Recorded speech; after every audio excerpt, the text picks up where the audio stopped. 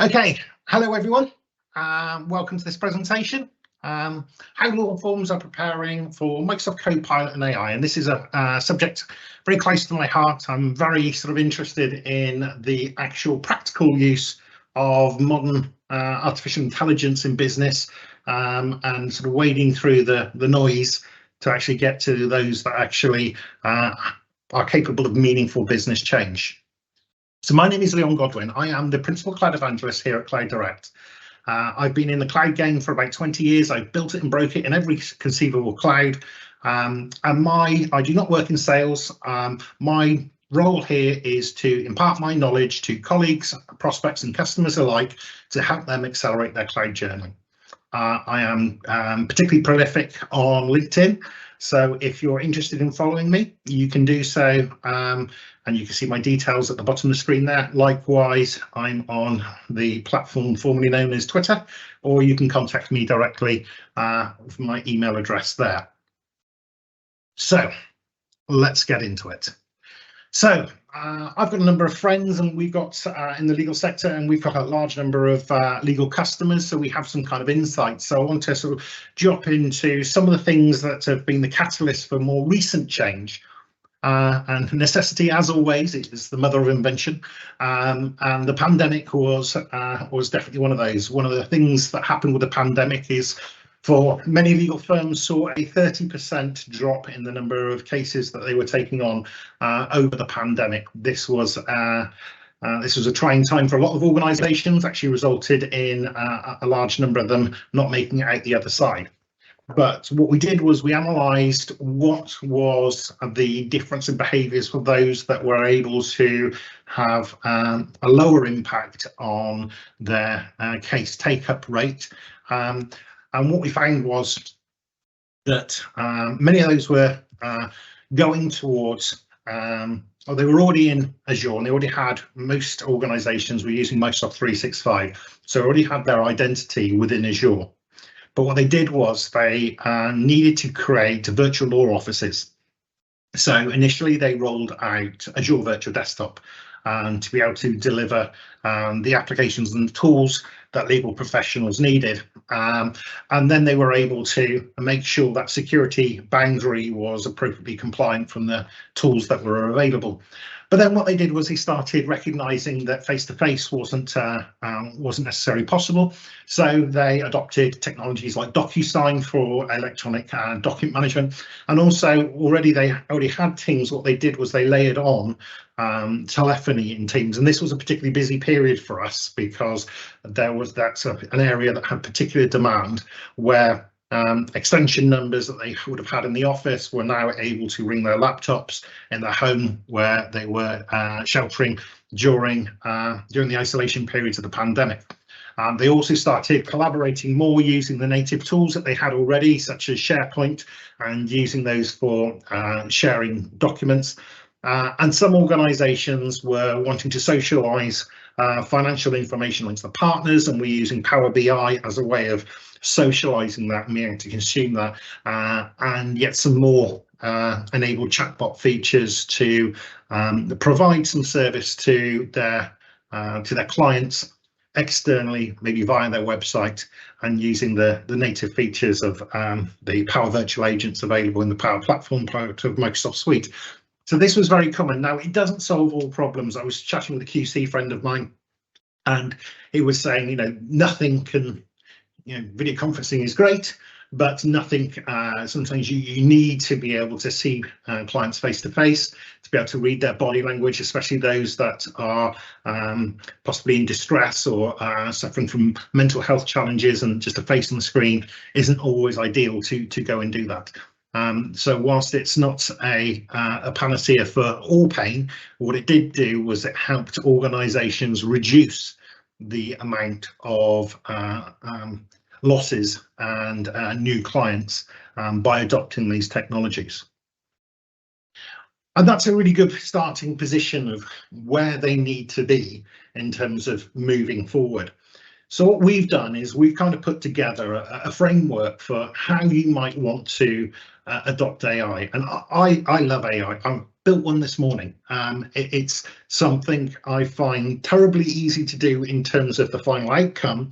It's actually all the steps beforehand that are incredibly important. And so we have these 7 building blocks. Much like if you were wanting your car MOT'd, you would take it to the garage. If you're going to use AI, you would ideally move your data to the cloud. This is important for a number of reasons, especially when it comes to Microsoft's offering.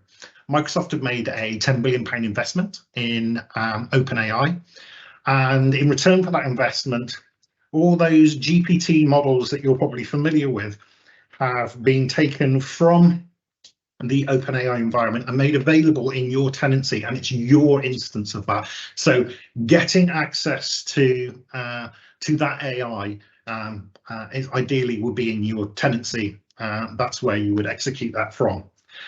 And then it's about getting your costs under control, especially having the framework in before you make changes, not after the horse has bolted. Getting your policies and procedures and your tagging and your budgets and your alert and your notifications all assigned, so you've got that insight, you've got that granular control to see where possible, where costs are progressing, where they're progressing outside of established norms. Having a mechanism in place so you understand what's going on at any moment in time with your costs is critical. Too many organisations do this after the fact, and they'll get their bill in, and that's when they experience bill shock, rather than being more proactive and having those granular insights throughout.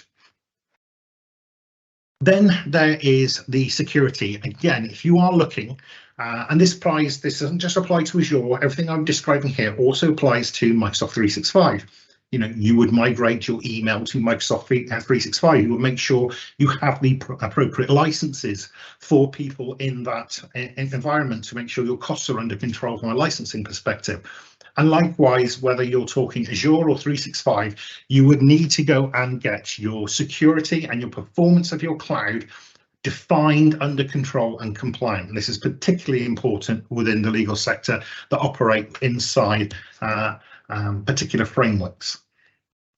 Then you may look to modernize your applications. Now, if this was Microsoft 365, this could be the example I gave about the use of chatbots and making better use of your investments. But a lot of organizations realize that most 365 subscriptions give them access to Power Platform as part of that description. It's only when you need more premium features that you would bolt on additional Power Platform licenses. That opens up a whole host of possibilities about modernizing your business and your processes and building in automations and application experiences, potentially without any additional costs, depending on your particular use case. Likewise, within Azure, you may be looking at moving further up the cloud stack, especially if you're looking to harmonize a scenario where you're looking to exploit an AI-based outcome, moving further up the cloud stack away from the IaaS type offerings, you know, VMs and storage, those traditional elements, moving further up to PaaS-based services.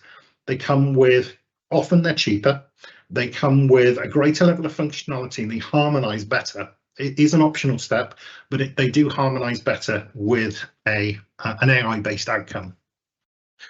Then you would then look at your data, and data is absolutely key here. We historically think of data as silos. We need to stop doing that. We need to look at things more holistically, and I will touch on that in this webinar. So, which of the data do you think is going to be most valuable to an AI to be able to deliver the outcomes that you want? If this is in 365 and we're talking about Copilot, what data sets would you want that environment to have, those tools to have access to, and which ones wouldn't you want it to have access to? The same is true if you're looking for something more transformative, like an AI service built on, say, Azure OpenAI service, for example. And then you can, when you start having your data and you've modernized that data, potentially you've come up with a concept of democratizing data, saying this is a data set that should be available to all our people within our organization, not without necessarily, Or indeed, it may be that you're looking to deliver a better end user experience for your clients. Then maybe it is for external people. And obviously, that would be a different data set than you would potentially share internally. But there's going to be different concepts of data, different. Certain departments shouldn't be able to see X, other departments should, or indeed an AI should be able to see everything, and then what gets shared is then filtered.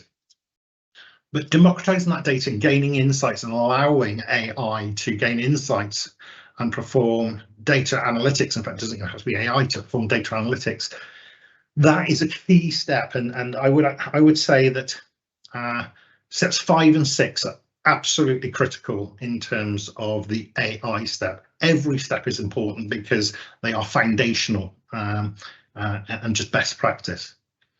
Now, then finally, we get to the final step, which is implementing your AI strategy. What is it? What do you want to do with AI? What can you do with AI? That's where I come in. I can help you understand the art of the possible, understand what your data sets are and how you might deliver that. And I'll give you some examples in this webinar. So before I jump into that, I just want to jump on something called the State of the Cloud report. I love this report. I'm very anti a lot of analysis reports because they tend to apply to the BPs, the Deutsches, the IBMs of this world, and not necessarily the sort of mid-size organization. And that's one of the reasons I like this particular report, the Flexera State of the Cloud report, which is published every year, as it has done for many years. 68% of respondents are from the UK, and the majority of those are mid-market, which I think is far more relevant. And this report is showing what are the key challenges. Managing cloud spend is the top priority with people consuming cloud. Ensuring that security is right and appropriate, then having the skills and resources to execute against whatever vision they may have for the cloud. Those are the top 3 activities, and this is where we can potentially help you because we understand the nature of data and we understand the nature of AI, and we understand how we can optimize those for different scenarios. I've built machine learning models and I spent 27 pence building them. Other organizations that need real-time data that have a high frequency and a high cadence of change, maybe they need their models to be on 24/7. And that's where things can get a bit pricey. But that tends not to apply to the legal sector. It's not like you're dealing with Internet of Things and sensors that are bringing in thousands of transactions a second. The frequency of change tends to be a bit slower. Likewise, we can understand security and we have the expertise that can go and help. So let's look at data. Now, the key thing to take away is data is the fuel for artificial intelligence. It is the thing that makes the engine work. And just as a little bit of terminology, just so people can kind of understand the differences, there is machine learning and there is artificial intelligence. If I was to sit down now and teach you all the 10 times table, 1 + 1 is, etc. Great, you understand that. I have given you learnings. I am the machine, you are learning, you have that learning. That is what machine learning is the imparting and understanding of knowledge. But then you leave this call and then someone comes up to you and asks you, what's 11 times 11? Now, I never taught you that, but you're effectively able to answer the question because not only did I teach you the 10 times table, but the byproduct of it is you learnt multiplication. So the application of the knowledge you've been trained on in a scenario you've never seen before, that is artificial intelligence. So a level of training and being able to adapt to a new situation, maybe a new case, maybe a new document that it's never seen before, it's still able to accommodate those. So now we've got some basic terminology out of the way. Let's look at some of the data sets that exist within your organizations. You'll have client data, and historically, organizations have treated data as, here is a database and it is servicing this application. And that's kind of where it stops. It tends not to have any substantial integration beyond that client database, server database environment. Likewise, there is data around your legal teams, there is data around the products and services that you offer. And then there's operational systems, case management system, research systems and the like that you have in your environment. But again, you treat them historically as data silos. The transformation that's going on within the legal industry is actually taking and being able to synthesize and look at all those data repositories and identify new and insightful trends that can help accelerate your business, accelerate your growth, deliver better outcomes for clients, whatever it may be.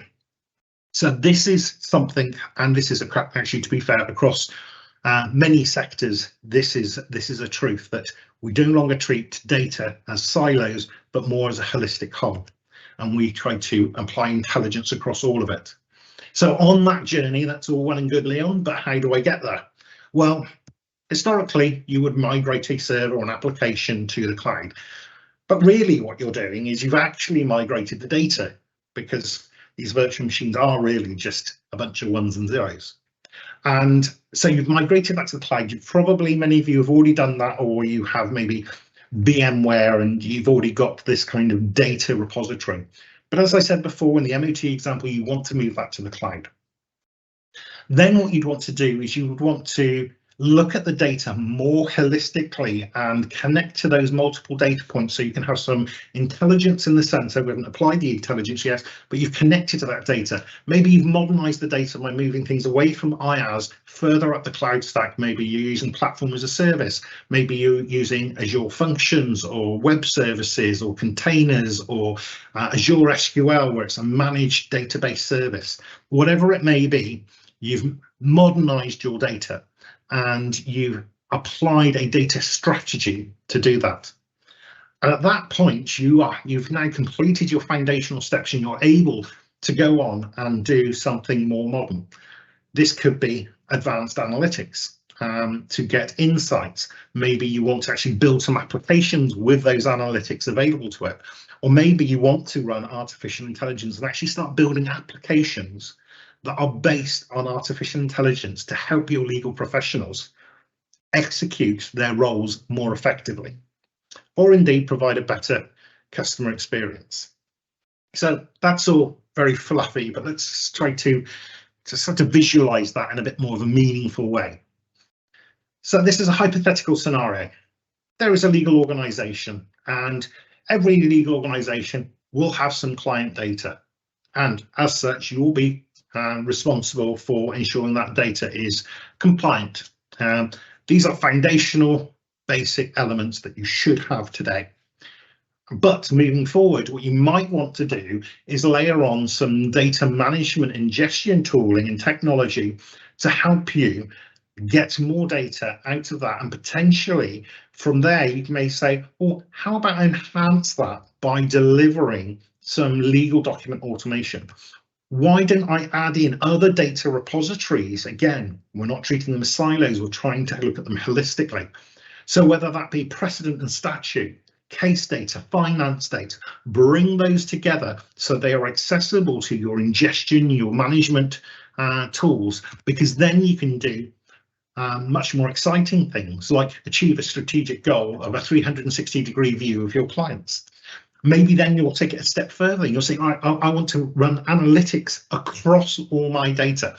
And just to jump industry examples for a moment, once upon a time, the insurance sector, they had quoting systems and they had claim systems. And then some bright spark came along and said, why don't I run analytics across both of those systems? And what they discovered was that anybody who asked for a quote and then takes out that quote to start that same day is statistically much more likely to put a claim within the first week, because they'd already had the accident and they weren't insured and they're looking for someone else to do that, insurance fraud. Now, that analytics will not only be able to detect that, but was able to quantify the financial impact of that risk, which could then be layered on to premiums, which is why if you're going to go and get a quote for car insurance, ask for the quote 29 days and commit to that quote 29 days before you need it to start, because that's the period of time when they're not going to apply any additional premium. But that is an example of taking insights that otherwise didn't exist across those data sets. And when you've got that analytics across all those different repositories, and you've got the tooling that helps and feed that analytics engine, then you're able to do things like understand your client acquisition strategies and indeed your retention strategies. That can be key in differentiating yourself and surviving in an ever competitive marketplace. This will enable you to not only provide more accurate forecasting, but potentially that forecast is now more positive because of these additional strategies you've layered on. Now, some organizations may stop there. Other organizations are taking it a step further and they're saying, I want machine learning. I want to actually have something that is, it's Leon bot. It's something that has intelligence and that is crafted and is a domain expert.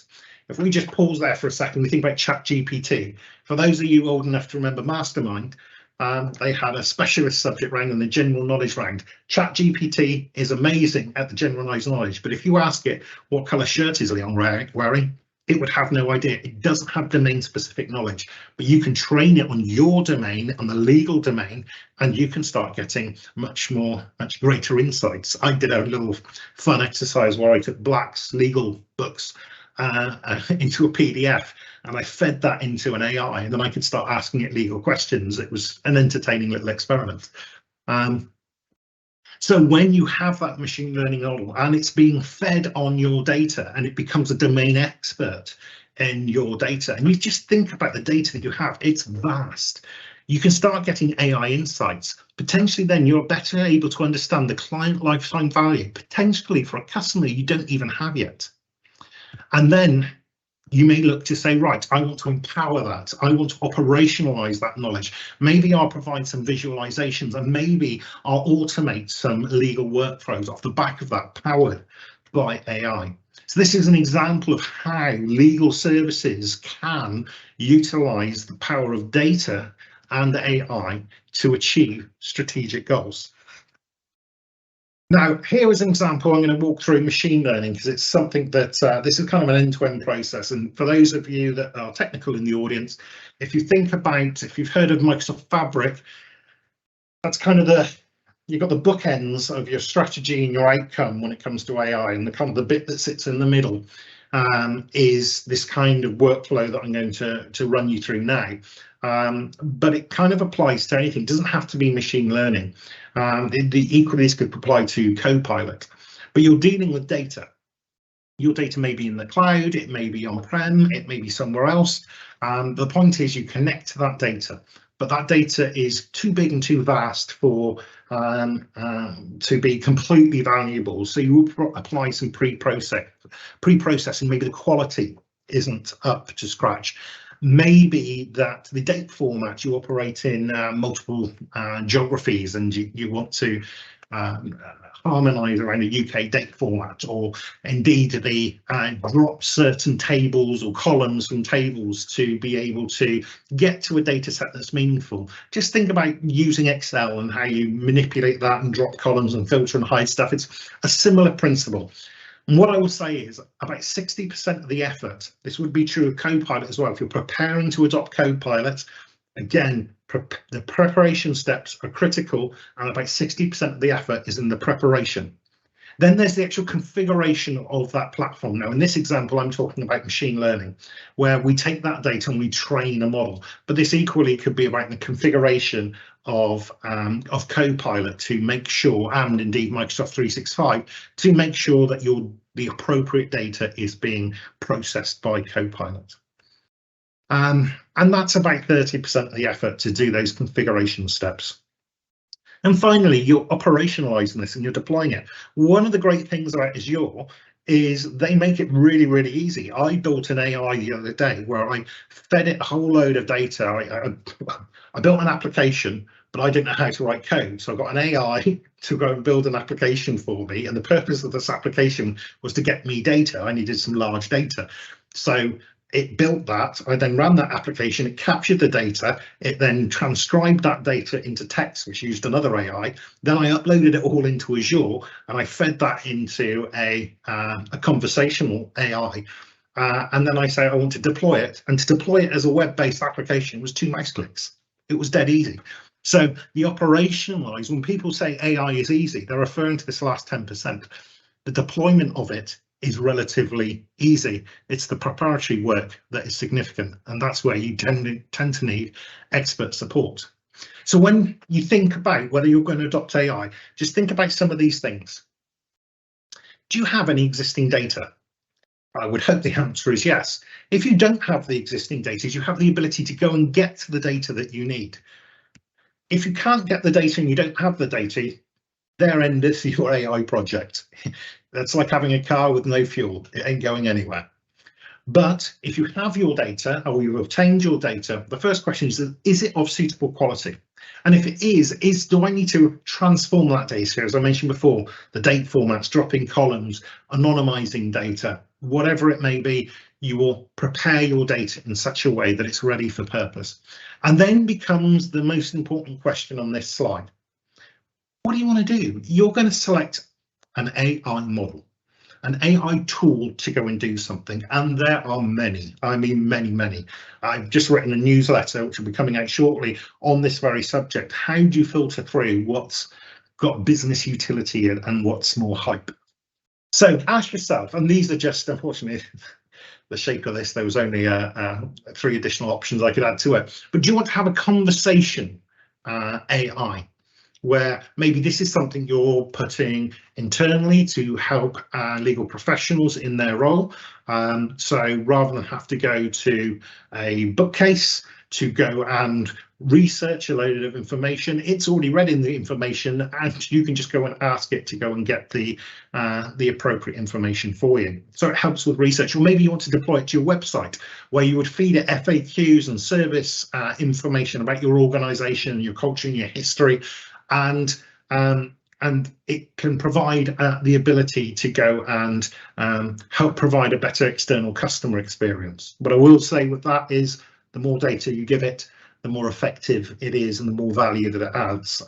Just feeding it an FAQ is going to have little utility.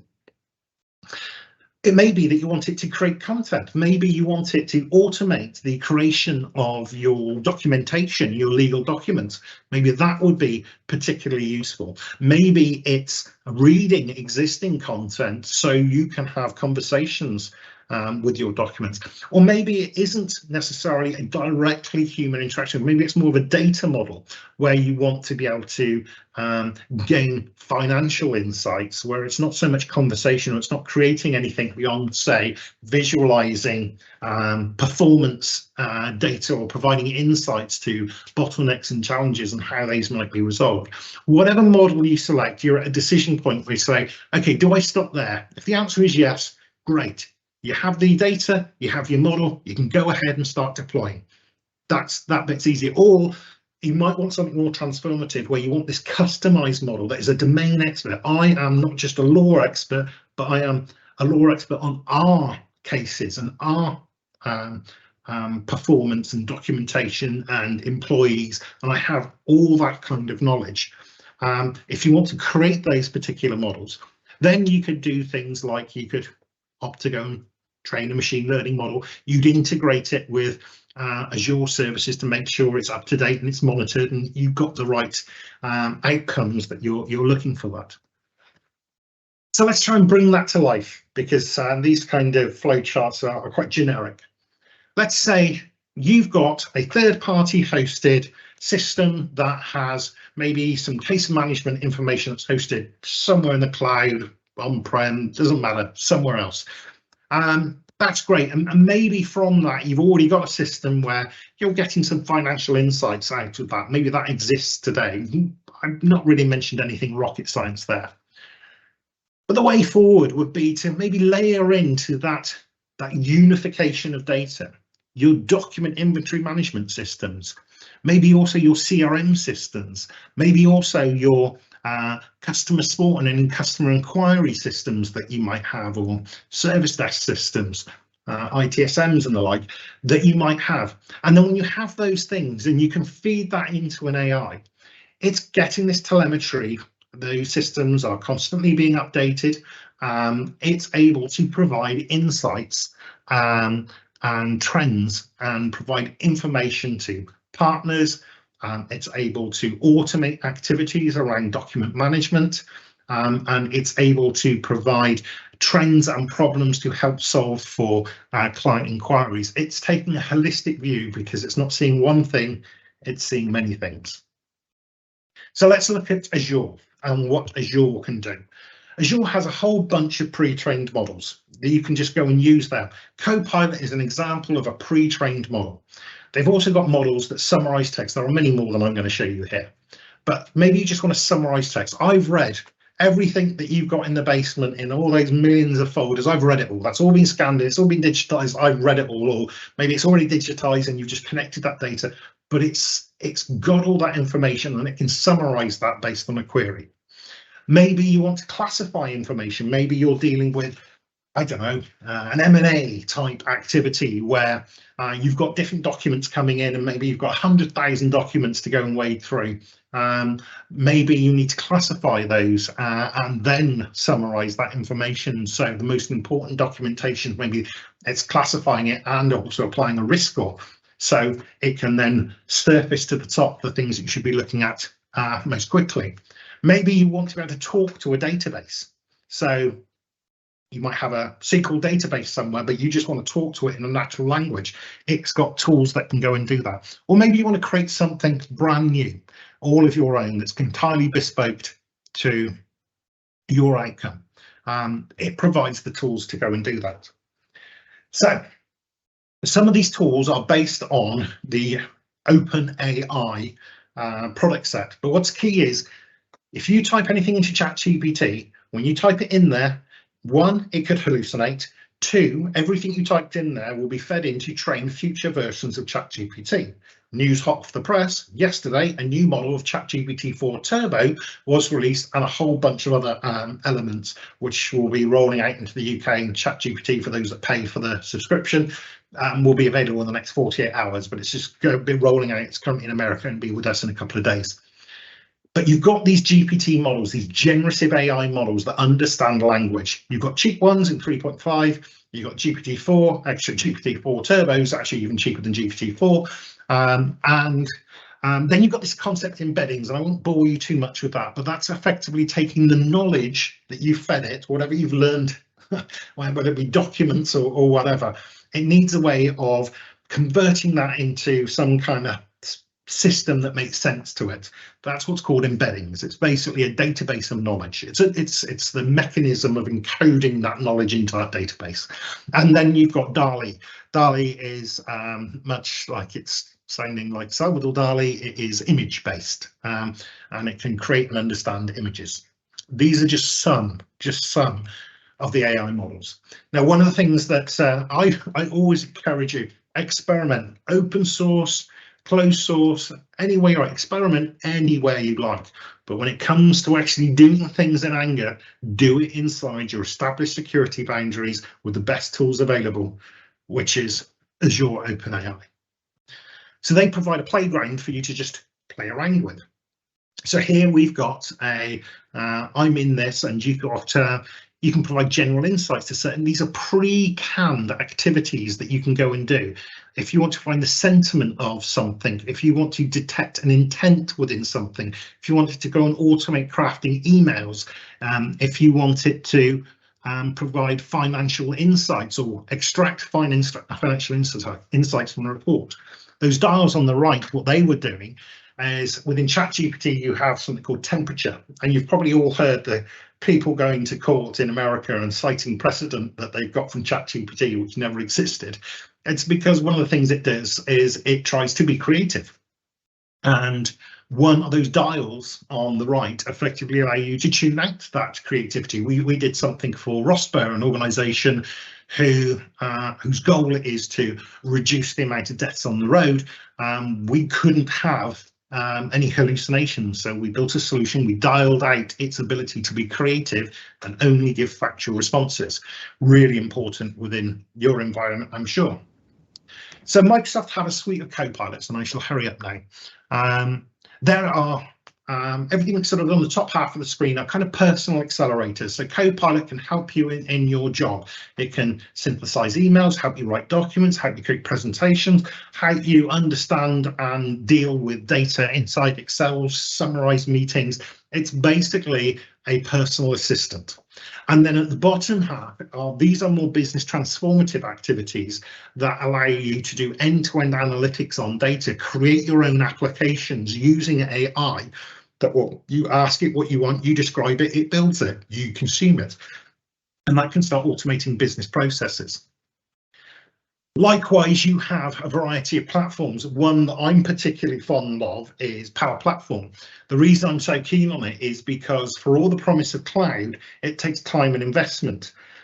The time and investment required for Power Platform to achieve a transformation is incredibly short. It can be measured in days and weeks, not months and years. So I like how it's democratizing business transformation. And there are a whole other suite of services, whether it's looking at documents, understanding speech, understanding language, helping you make decisions, or building something bespoke. There are tools available for you to go and do that. Microsoft Fabric, you've heard me mention, effectively that can connect to your data. It can store your data. It can then go monkey with your data to clean it up and drop the tables and tidy up your data and transform your data. Then for those that want to go and do it, you can do machine learning against your data if that's what you choose. You can do one of these, you could do all of these. You can provide the analytics to get the insights into your data, and then you can visualize that data. And any of actually, I think I've got a video on this at the moment, conscious of time. And then you may want to automate your data. So very quickly, just skip through this video. This is Power BI. If I was to create this icon manually, it would take me a couple of weeks, and I'm reasonably proficient with this kind of stuff. But what you have here is a user who has no knowledge of how to interact with this tool, but it's just describing what they want. And within a few seconds, you end up with something delicious like this. Not only is it's not just a set of graphs, you can drill down, you can filter, you can slice the data. It is fully interactive. It's really, really compelling. And I'll skip and tell you the sort of headlines. You can now turn around and say, why were my sales so low in this quarter? Why was X, Y, and Z? You can give it what if analysis. You can turn around and say, that's great, but it doesn't really look on brand. You can go and have a look at this report over here and turn it into something that's branded. And it's doing that within seconds. Incredibly compelling. A human cannot match this level of performance. I certainly can't. Now, one of the areas I think is particularly profound is around contract reviews. You deal with huge volumes of data, and it's incredibly complex. The intelligence work that's required in your organisation, your industry, is much greater than a lot of other industries, certainly mine. But because it's done manually, it's terribly time consuming, and that introduce a lot of costs. If you can automate the process to accurately and efficiently process and review contracts, that is going to help you massively. You could have an AI be able to understand the strength of clauses within a contract and make recommendations. If you had enough data, it could do litigation predictions by looking at, and this is actually Stanford University did this like 4 years ago, where they fed a load of data from a load of cases, and it was able to predict with a 94% accuracy what the outcome of that case was able to be just from the data that was available. You can apply that to your organizations, helping you make better decisions. That is one of the things. The decision isn't necessarily about should I or shouldn't I do this case. There are many other, what is my strategy that I should be taking for a particular case. Maybe it can provide influence and provide citations and references, or indeed you might be operating in a global landscape with different data privacy rules, and it can go and assist with that. So whether you want to extract data, you want to present stuff, you want to manage your email, you want to generate documents, Copilot can go and help with that. It's going to make you more efficient, save time, improve communications, and be more insightful. That is a Copilot kind of narrative. Now I'm going to go and hand over to Dan, who's going to talk to you about how Cloud Direct can help in these scenarios. Over to you, Dan. Thank you very much. Hi everybody, my name is Dan Robbins. Just a quick introduction. I've been here at Cloud Direct now for about 7 years with a firm focus on the legal sector. I suppose just to kind of give a quick kind of boilerplate on Cloud Direct. We deliver kind of multinational technical and commercial services across large-scale cloud transformation projects. Over the past 21 years, we've had a Microsoft first and only focus, delivering end-to-end Microsoft offerings and really gaining the highest levels of accreditation and expertise. So just as you can see here, Cloud Direct holds Microsoft kind of Partner of the Year accreditation for assessment and design, and also the Microsoft Azure Expert MSP, which we've had now for the past 7 years. We were actually one of the first organisations to go through the audit back then and pass. This puts us back into the kind of 0.1% of Microsoft partners globally, and of course secures us as the most trusted and fastest growing partner within the UK.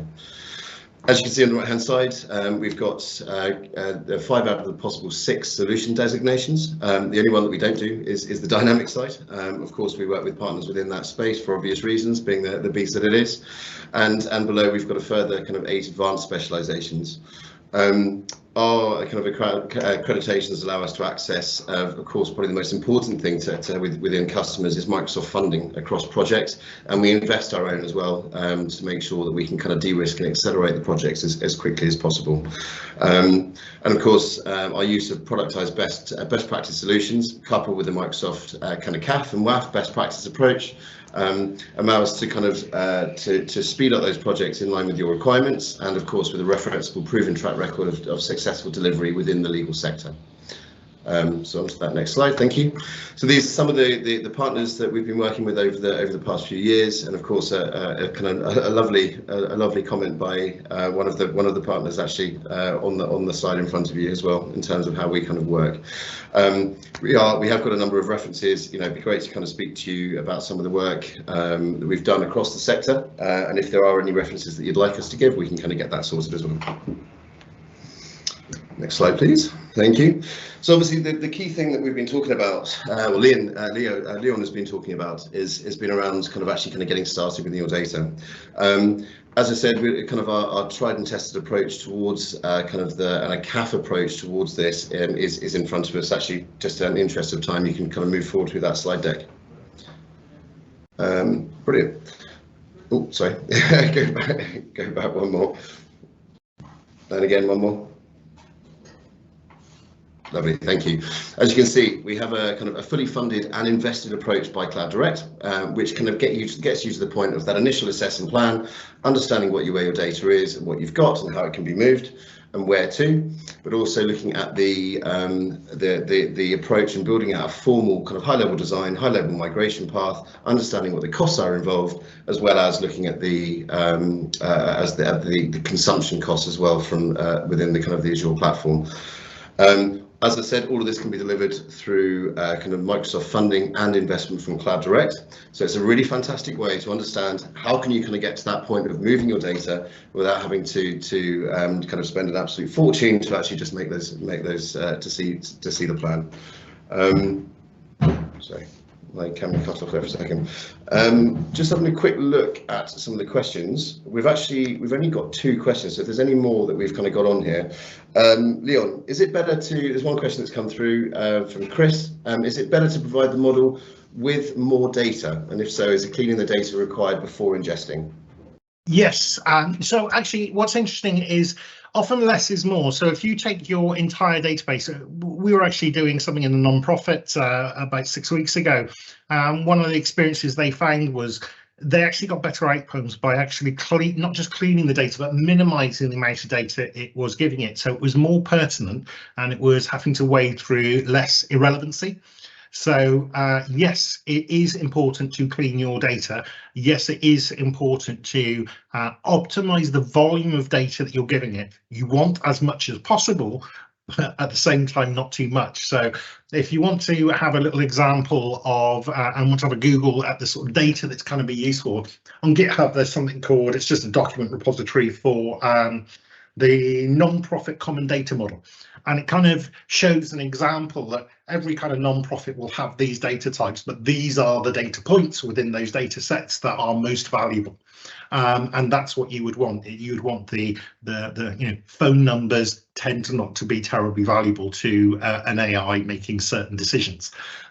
So yes, and cleaning your data.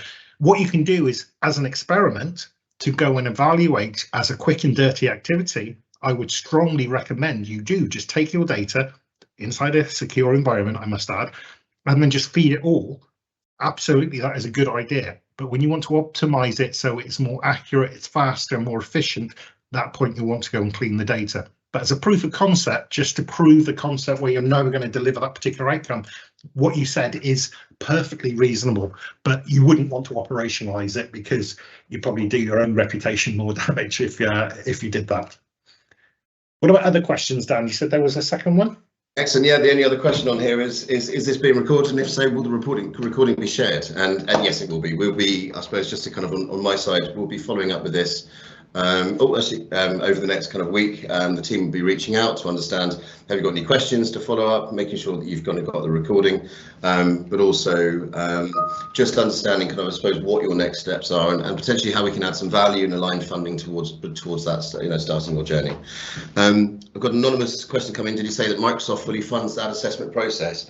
So honest answer is no, they don't fully fund that assessment process. However, we as Cloud Direct, we do invest in that extra piece to make sure that the initial assessment plan piece is fully covered for you to be able to make and understand what data you have, what that path of the path looks like to kind of move that data, looking into security considerations, high-level design approach, migration approach, and all of the costings associated, as well as more funding into actually kind of get that in there.